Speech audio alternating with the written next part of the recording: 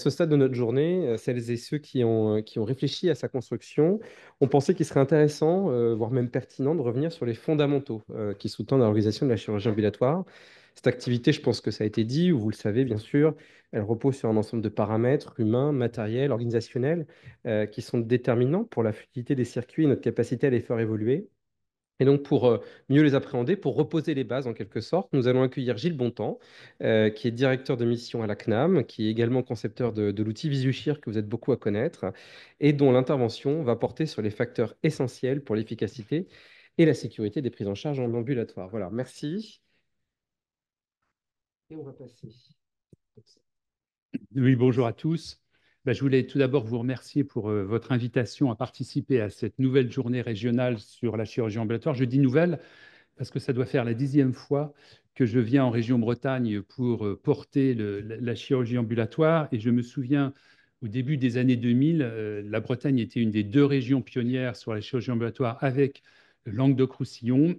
Et le public était beaucoup plus clairsemé puisqu'il devait y avoir 7 personnes dans la salle. Donc, je mesure le progrès qui a été fait depuis une vingtaine d'années. Alors, en fait, le constat qui est fait depuis 35 ans que la chirurgie ambulatoire est autorisée en France, c'est qu'en fait, le concept est difficile à comprendre.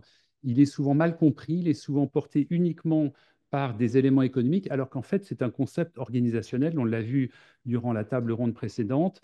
Et c'est un concept surtout qui était posé il y a plus d'un siècle, en 1909, puisqu'il y a eu un chirurgien écossais qui s'appelait Nicole, qui a posé le concept sur la chirurgie ambulatoire.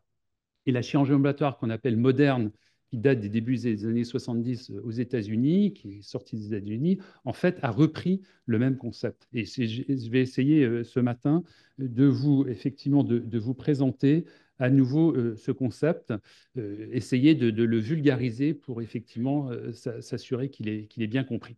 Alors, mon intervention se passera en 3 parties.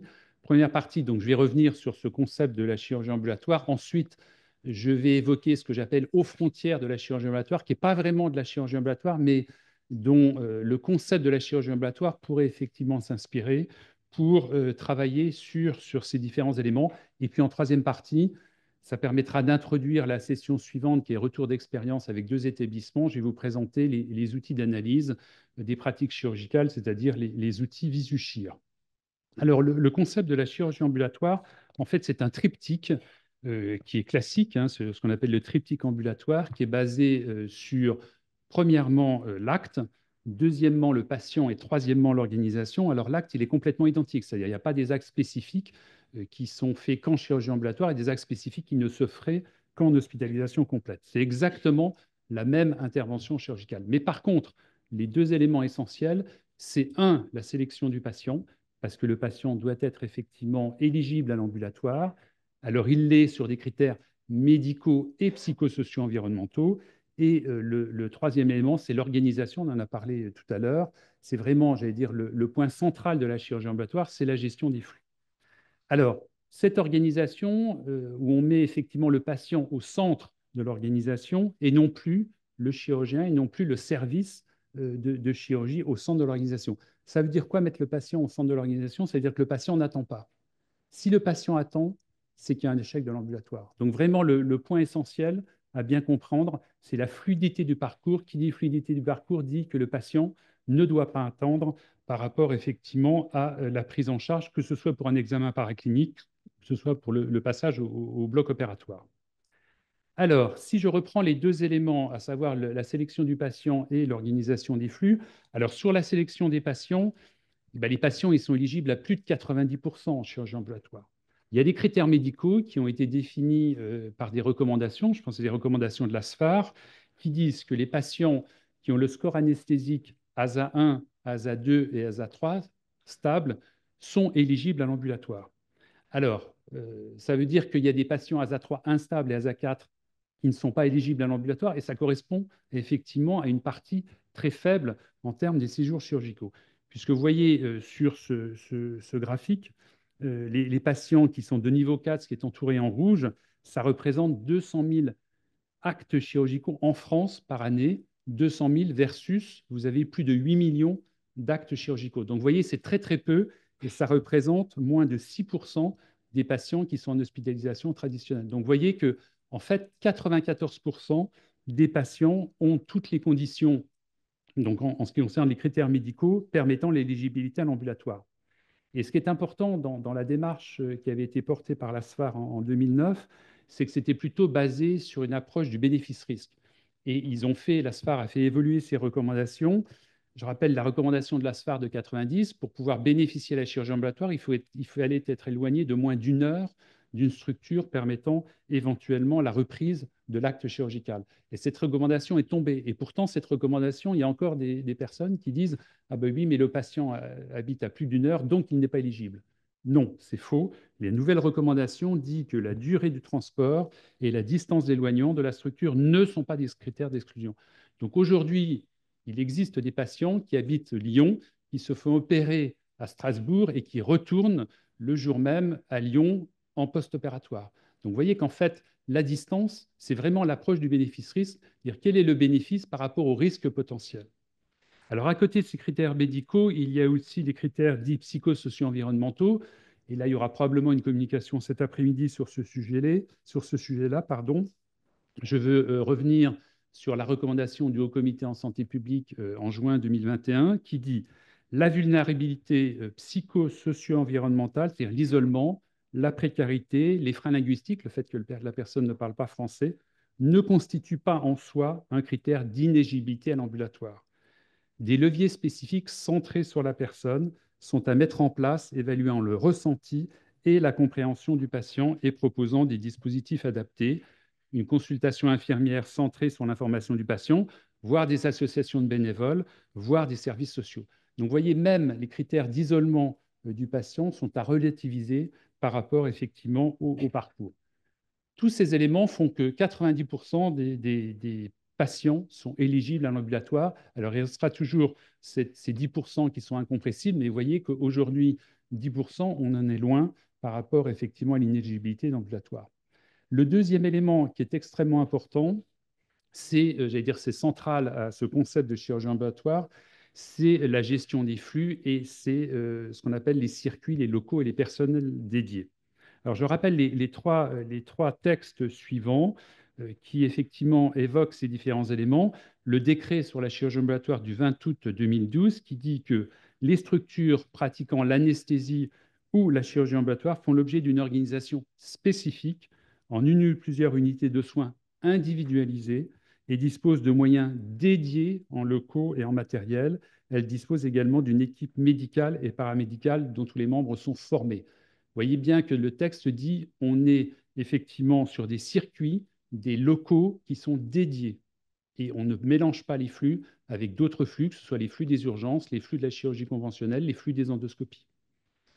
La recommandation ANAP-HAS de mai 2013 évoquait aussi ce concept d'organisation en disant que la chirurgie ambulatoire est une organisation nécessitant de gérer et de synchroniser des flux multiples. Dans un bloc opératoire, vous avez probablement un mode d'organisation le plus complexe, vous avez des flux des patients, les flux des chirurgiens, les flux des anesthésistes, les flux des brancardiers, des flux de secrétariat, tous les flux logistiques. Et en fait, l'objectif, c'est de faire une fluidité de ces différents flux. Et cette contrainte, le tout dans une contrainte de temps qui est effectivement le plus limité, puisque le patient ne peut rester que 12 heures dans la structure en chirurgie ambulatoire. Et cette contrainte de temps, les 12 heures, oblige l'optimisation des flux à chaque étape du processus en réduisant au maximum les temps sans valeur ajoutée, ce qu'on appelle les zones de gaspillage. Il faut, dans chaque organisation, identifier les points de blocage, les points où le patient attend, et trouver des solutions pour permettre effectivement d'optimiser la fluidité du parcours. Et la dernière préconisation du Haut Comité en santé publique de juin 2021, les circuits, les locaux, les personnels ambulatoires ne doivent pas être mutualisés avec les autres types de prise en charge, que ce soit le conventionnel ou que ce soit les urgences.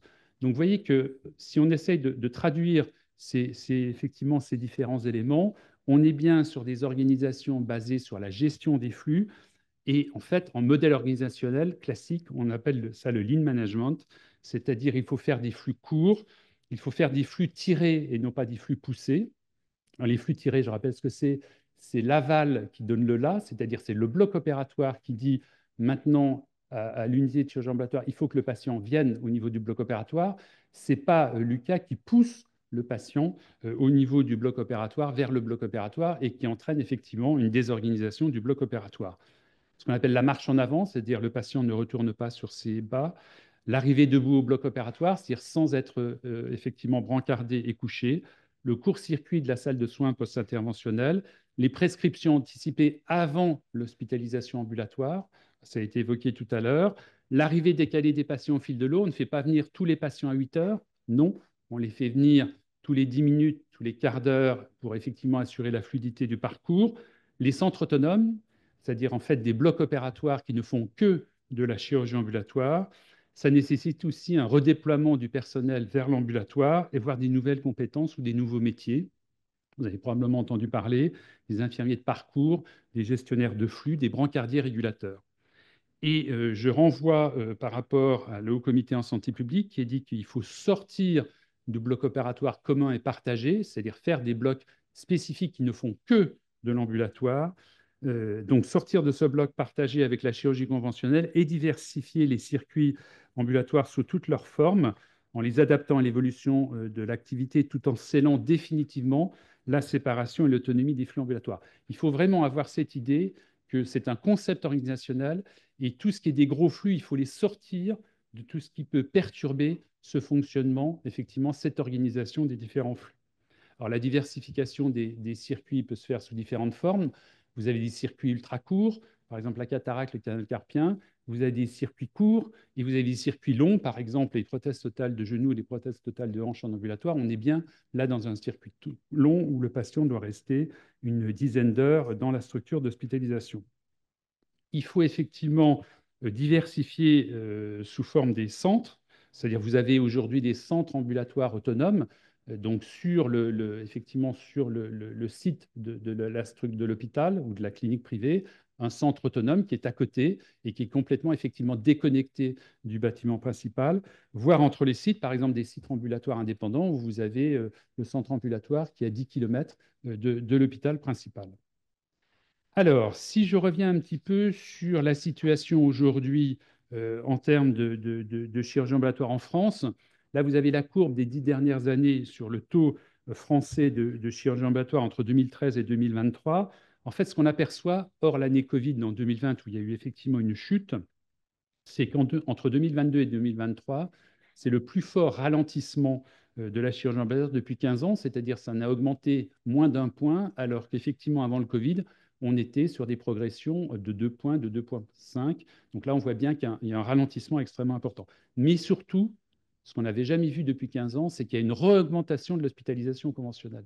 L'hospitalisation conventionnelle qui diminuait régulièrement depuis 15 ans du fait de la substitution du conventionnel vers l'ambulatoire est en train de réaugmenter. Et quand on regarde ces séjours d'hospitalisation conventionnelle, ils ne devraient pas réaugmenter puisque les durées moyennes de séjour de ces séjours conventionnels continuent à diminuer. Et les comorbidités des patients continuent aussi à diminuer. Donc ça veut dire que là, on est bien sur un problème d'organisation au niveau des séjours conventionnels qui font qu'ils réaugmentent, alors que logiquement, ils devraient continuer à diminuer. Alors, vous voyez en rouge, vous avez la courbe de la région Bretagne. Vous voyez que vous êtes en dessous les 4 dernières années du taux moyen de chirurgie ambulatoire en France, alors que vous voyez, vous étiez une région pionnière il y a 20 ans, une des deux régions, la région Languedoc-Roussillon, elle a continué sur sa dynamique et continue à être une des régions premières. Et vous voyez que, en fait, rien n'est acquis. Il faut toujours effectivement remettre le cœur sur le travail sur l'ouvrage et effectivement, il faut relancer une dynamique de chirurgie ambulatoire. Et quand on regarde selon les catégories juridiques des établissements bretons, vous voyez que les deux CHU ont un taux ambulatoire en 2023 à 40,3%. C'est dans la moyenne des CHU français. Et vous voyez que le potentiel pour ces CHU, on pourrait potentiellement arriver jusqu'à 64%. Alors vous voyez, on est bien, on n'est pas sur le 80% qui est affiché, mais on est bien sur effectivement une progression de 24 points par rapport à ce qui est aujourd'hui. Quand on regarde les CH, les centres hospitaliers, ils sont à 50,9%. Là, ils sont en dessous de la moyenne des CH en France. Ils pourraient potentiellement aller jusqu'à 76%. Le centre de lutte contre le cancer à 65,8% en Bretagne, et il est très au-dessus de la moyenne des autres centres de lutte contre le cancer. Les hôpitaux privés non lucratifs, les ESPIC, sont à 71%, ils sont très au-dessus de la moyenne des ESPIC en France. Et les cliniques privées avec 72,7% en moyenne, ils sont en dessous de la moyenne des cliniques privées en France. Et vous voyez que pour les établissements privés, qu'ils soient lucratifs ou non lucratifs, vous voyez que le taux potentiel ambulatoire, il est proche des 90%. Vous voyez qu'il est à 89, 88, 87. Donc ça veut dire que vous voyez qu'en fait, il y a un potentiel ambulatoire dans toutes les catégories juridiques. Alors, je pense qu'il y a un message absolument à faire passer, essentiel pour redynamiser la chirurgie ambulatoire. C'est que vous avez probablement vu que dans Visuchir, on a introduit des indicateurs de qualité. Et les constats qu'on peut faire aujourd'hui, et c'est la première fois qu'on fait ces constats d'une manière aussi exhaustive, puisque c'est tous les établissements chirurgicaux français, c'est qu'il y a 2,7 fois moins de réhospitalisation dans les 30 jours qui suivent une hospitalisation ambulatoire qu'en hospitalisation conventionnelle. Donc, vous voyez que vous avez un différentiel extrêmement important en faveur de la chirurgie ambulatoire. Et ces chiffres sont retrouvés depuis 4 ans, puisqu'on a calculé de 2020 à 2023 l'ensemble de ces différents éléments. Et vous voyez, si on regarde à 3 jours après l'hospitalisation, on est à 0,50% le taux d'ambulatoire versus en conventionnel 1,72%. Donc là, on est à 3,5 fois plus effectivement en hospitalisation complète qu'en ambulatoire. À 7 jours, on est 3 fois plus et à 30 jours, on est 2,7 fois plus. Donc il y a vraiment un message à faire passer. Les patients qui aujourd'hui sont pris en hospitalisation complète alors qu'ils devraient être pris en charge en chirurgie ambulatoire, il y a une perte de chance pour ces patients. Ils auraient dû bénéficier de cette prise en charge en chirurgie ambulatoire. On le prouve là sur des chiffres effectivement extrêmement importants. Alors, je vais passer à ma deuxième partie, ce que j'appelle les frontières dans l'ambulatoire, finalement, pour évoquer avec un certain nombre de choses avec vous qui sont souvent des questions qui sont remontées à mon niveau et qui entraînent effectivement une problématique de questionnement. Alors, ce que j'appelle les endoscopies et les JO. Je rappelle que les endoscopies ne relèvent pas de la chirurgie ambulatoire pour deux raisons. La première raison, c'est une raison réglementaire et tarifaire, c'est que les endoscopies sont considérées comme de la médecine et doivent se trouver dans des places d'hôpitaux de jour, des HDJ, et non de la chirurgie qui devrait être effectivement dans des places de chirurgie ambulatoire. Premier élément, il y a effectivement un élément réglementaire. Le deuxième élément, c'est un élément organisationnel parce que vous savez que les endoscopies sont des très gros flux avec des très gros volumes. Et si vous mettez des endoscopies dans les UCA, vous entrez en compétition avec les flux de vraie chirurgie ambulatoire, avec deux risques. Ça va désorganiser effectivement votre unité de chirurgie ambulatoire et surtout, ça va faire fuir les chirurgiens, car vous ne mélangez pas des circuits propres et des circuits sales. Vous ne faites pas cohabiter un endoscopiste avec un chirurgien orthopédiste qui va faire une prothèse. Ce n'est pas possible. Donc, ces flux très importants en termes de volume vont rentrer en compétition avec la vraie chirurgie et vont faire fuir les chirurgiens et donc impacter le développement de la chirurgie ambulatoire. Et je rappelle la recommandation du Haut Comité en santé publique, les circuits, les locaux, les personnels ambulatoires ne doivent pas être mutualisés avec les autres types de prise en charge. Donc, qu'est-ce qu'il faut faire?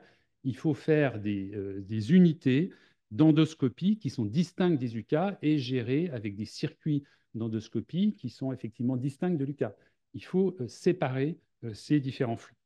Vous avez la même chose pour ce qu'on appelle le J0. Alors, le J0, je rappelle, ça consiste à faire arriver tous les patients d'hospitalisation complète le jour de l'intervention chirurgicale et de les faire transiter par l'UCA.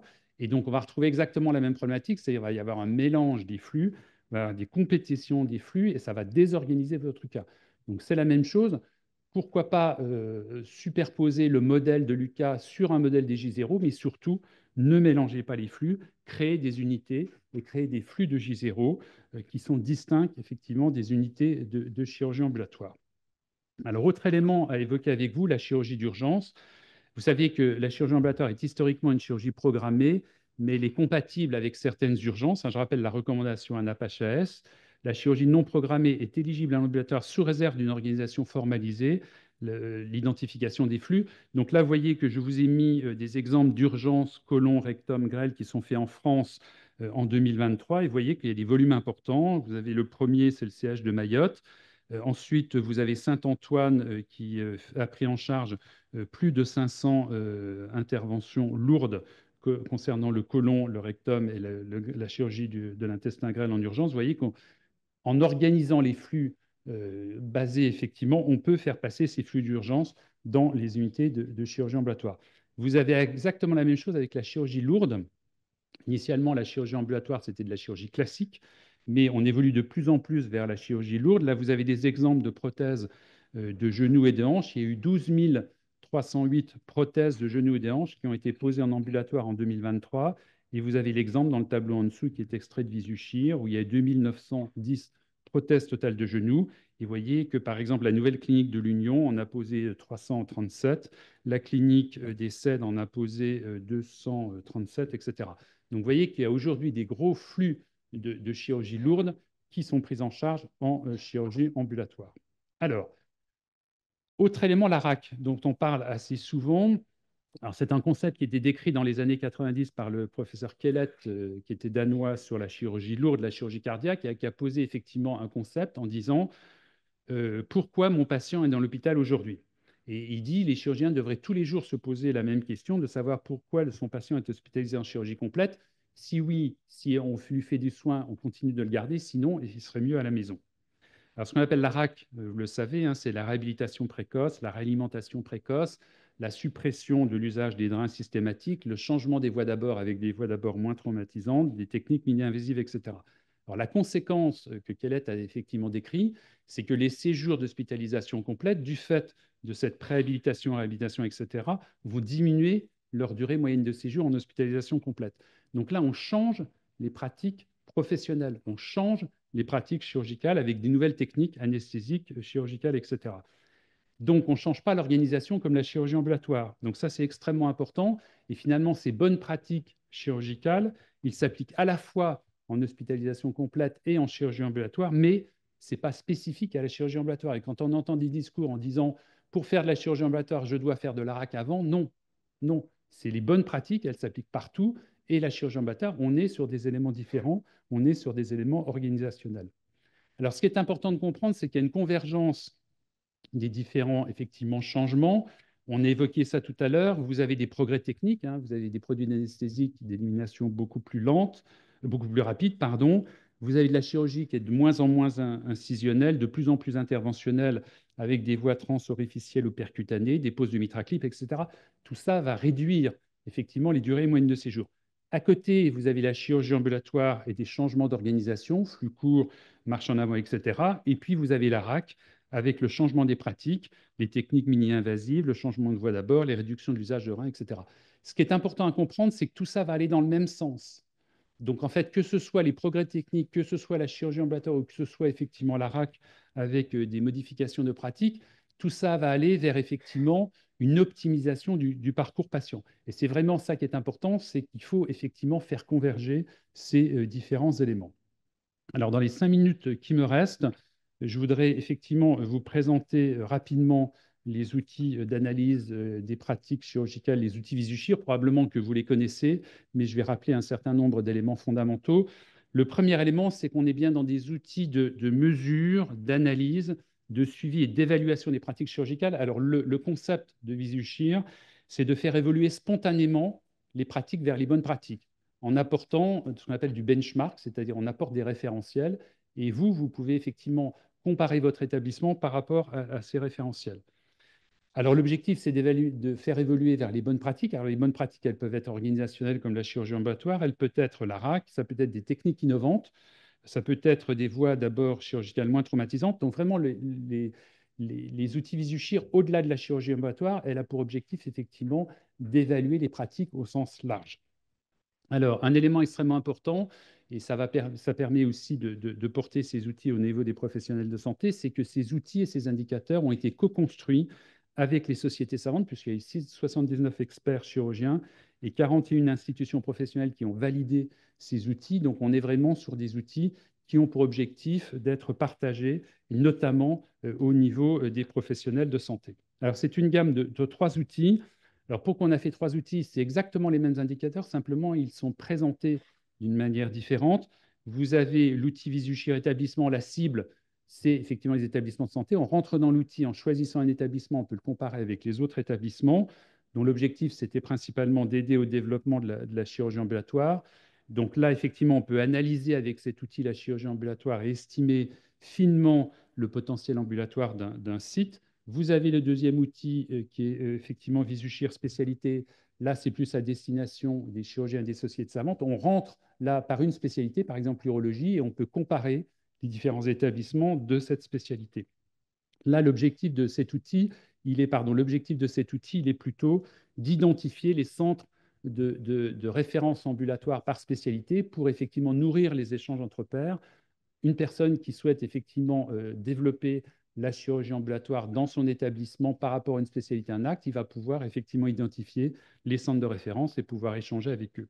Et le troisième élément, c'est effectivement ce qu'on appelle Visuchy Région. Donc là, la cible, c'est plutôt les institutions, des groupes d'établissements. Et l'objectif principal, c'est d'aider à la recomposition chirurgicale. Alors, dans les exemples de texte qu'on va avoir par la suite, ça va permettre d'avoir une vision du CHU de Rennes qui a deux sites, puisque dans Visuchy Rétablissement, vous rentrez par le site géographique, mais vous n'avez pas une vision de l'établissement juridique. Et puis, par exemple, pour l'autre site qu'on va étudier tout à l'heure, vous pouvez avoir une analyse du groupe Vivalto, puisque c'est un établissement qui appartient à Vivalto. Il va pouvoir comparer avec les autres établissements de Vivalto. Alors, si je reprends un petit peu les indicateurs qui sont effectivement disponibles au niveau de Visuchir, vous avez 4 séries d'indicateurs sur les pratiques, sur l'organisation, sur les patients et sur les résultats. Les pratiques, vous avez le volume total, donc ça, je ne l'explique pas. Vous avez le volume et le taux ambulatoire. Le volume ambulatoire innovant, je vais revenir par la suite pour vous le présenter. Et vous avez le volume et potentiel ambulatoire. Sur l'organisation, vous avez l'indicateur de performance de chirurgie ambulatoire, je vais vous présenter par la suite. Vous avez en hospitalisation conventionnelle la durée moyenne de séjour. Sur les patients, vous avez l'âge et les comorbidités des patients et les nouveaux indicateurs de résultats, le nombre et taux de réhospitalisation et puis l'indice global de réhospitalisation que je vais vous présenter dans les 5 diapositives suivantes. Alors, le premier élément, c'est l'indicateur de performance de chirurgie ambulatoire. Vous savez qu'un taux de chirurgie ambulatoire, il ne permet pas de comparer deux établissements parce que si vous faites que de la cataracte d'un côté et si de l'autre côté, vous faites beaucoup de prothèses de hanche, comprenez bien que vous ne pouvez pas comparer les taux ambulatoires des deux. Alors, cet indicateur, c'est un indicateur composite qui permet justement de comparer les établissements entre eux. Pourquoi? Parce qu'il prend en compte le case mix de ces établissements. Donc, c'est un score qui est entre 0 et 100. Plus vous êtes proche de 100, plus vous êtes performant en ambulatoire. Plus vous êtes proche de 0, de 1, moins vous êtes performant en ambulatoire. Donc, il est constitué de 3 variables. 50% du poids de cet indicateur composite, c'est le volume ambulatoire. Donc, on va classer tous les établissements français, celui qui a le plus gros volume ambulatoire en haut et celui qui a le plus bas volume ambulatoire en bas. Et donc, un premier classement qui est fait. Le deuxième élément, qui est l'indice d'organisation, là, qui prend en compte le case mix, c'est donc une valeur entre 0 et 2. Plus vous êtes proche de 2, plus effectivement vous avez une organisation performante, c'est-à-dire en fait, plus vous prenez en charge des patients en ambulatoire à case mix comparable. Et si vous êtes proche de 0, là, vous êtes moins performant en ambulatoire par rapport à votre case mix. C'est 30% du poids et puis les 20% du poids final, ce qu'on appelle l'innovation, c'est-à-dire si vous faites beaucoup d'innovation, votre score va augmenter, c'est-à-dire si vous faites beaucoup de prothèses de hanche, si vous faites beaucoup de chirurgie du côlon, vous faites beaucoup de chirurgie de thyroïde, là, effectivement, votre score va augmenter. Donc, tout ça est classé pour faire un score composite et qui vous permet effectivement de comparer les établissements les uns par rapport aux autres. La deuxième série d'indicateurs que je voulais vous présenter, c'est ce qu'on appelle le potentiel ambulatoire. Alors, c'est une méthode qui est médicalisée, qui est basée sur l'étude des actes CCM. C'est-à-dire, en fait, pour chaque acte chirurgical, on va regarder en France les 20% d'établissements qui font le plus d'ambulatoires sur cet acte. On va faire une moyenne et on applique ça comme un référentiel. Et ensuite, on applique ce référentiel sur chacun des actes CCM de votre établissement. Et c'est comme ça qu'on peut calculer le potentiel estimé, le potentiel ambulatoire. Alors, comme avantage, ça prend en compte le case mix, ça prend en compte l'éligibilité des patients. Chaque année, c'est une nouvelle, effectivement, méthode, enfin une nouvelle, entre guillemets, un nouveau référentiel. Donc, ça permet de suivre aussi l'évolution des pratiques ambulatoires. Alors, troisième série d'indicateurs, ce qu'on appelle les comorbidités patients. Donc, on peut effectivement identifier dans l'outil PMIC, dans l'outil Visuchir, pardon, qui est basé à partir du PMSI, on peut identifier les patients qui sont éligibles à l'ambulatoire du fait de le score ASA, c'est-à-dire des ASA 1, ASA 2 ou ASA 3 stables. On peut les identifier, c'est ce qui est entouré dans le bleu sur ce graphique. Et puis, les deux derniers indicateurs que je voulais vous montrer sur les taux de réhospitalisation. Alors, c'est des indicateurs de vigilance pour aller plus loin. Ce n'est pas stricto sensu des taux de complications, mais ça permet effectivement, on a travaillé avec les experts pour s'approcher le plus possible du taux de complications, puisqu'on a nettoyé tout ce qu'on appelle les traitements itératifs qui faussaient l'interprétation de ces différents éléments. Donc là, vous voyez, en termes de présentation, je reviendrai de toute façon dans mon exemple, vous avez là sur le graphique les 30 jours. Là, chaque barre correspond à un jour. Donc la première barre, c'est la réhospitalisation dans le jour suivant la sortie du premier séjour. Et puis la dernière barre, où il n'y en a pas, puisqu'il n'y en a pas en 28, 29 et 30 jours. Et vous avez une courbe qui rapporte effectivement le taux de réhospitalisation cumulé sur les 30 jours. Je vais passer rapidement par rapport à ça pour être dans mon temps. Alors, l'indice global de réhospitalisation par établissement, c'est un indice global. C'est un peu comme l'IPCA, l'indicateur de performance de chirurgie ambulatoire. Là, ça va pouvoir comparer les établissements par rapport à leur case mix. Et en fait, chaque point correspond à un établissement et on va comparer ces établissements par rapport à la ligne qui est effectivement en pointillé bleu qui correspond à la moyenne nationale. Si vous êtes au-dessus de cette ligne, c'est-à-dire qu'à case mix comparable, vous réhospitalisez plus que la moyenne nationale. Si vous êtes en dessous de cette ligne, à case mix comparable, vous réhospitalisez, donc vous avez moins de complications que la moyenne nationale. Et vous avez en ordonnée les volumes chirurgicaux, c'est-à-dire à gauche, vous avez les petits établissements et à droite, vous avez les gros établissements. Et vous avez des codes couleurs. Alors, par exemple, Sévigné, qui est un point vert, il est dans les 25% d'établissements qui sont effectivement, qui réhospitalisent le moins à case mix comparable. Vous avez les établissements qui sont autour de la moyenne, c'est les points jaunes. Par exemple, site Pontchaillou, il est autour effectivement de la moyenne. Vous avez les points orange, par exemple la clinique du Grand Large, qui est dans les 25% d'établissements qui réhospitalisent plus que la moyenne nationale. Et puis, vous avez les éléments complètement atypiques, par exemple l'Hôtel-Dieu Pont-l'Abbé, avec un indicateur à 1,64 qui réhospitalise beaucoup, beaucoup, beaucoup plus que la moyenne nationale. Vous voyez qu'en fait, vous pouvez identifier, positionner votre établissement par rapport effectivement au taux de complication. Et je finirai avec ce dernier élément qui montre effectivement où pouvoir accéder à Visushir si vous ne le connaissez pas. Donc, c'est sur dataamélie.fr et vous pouvez avoir accès aux trois outils qui sont entourés en jaune et ainsi que l'ensemble des éléments qui vous permettent, toute la documentation de Visushir est aussi disponible sur cet outil. Voilà, je vous remercie beaucoup pour votre attention.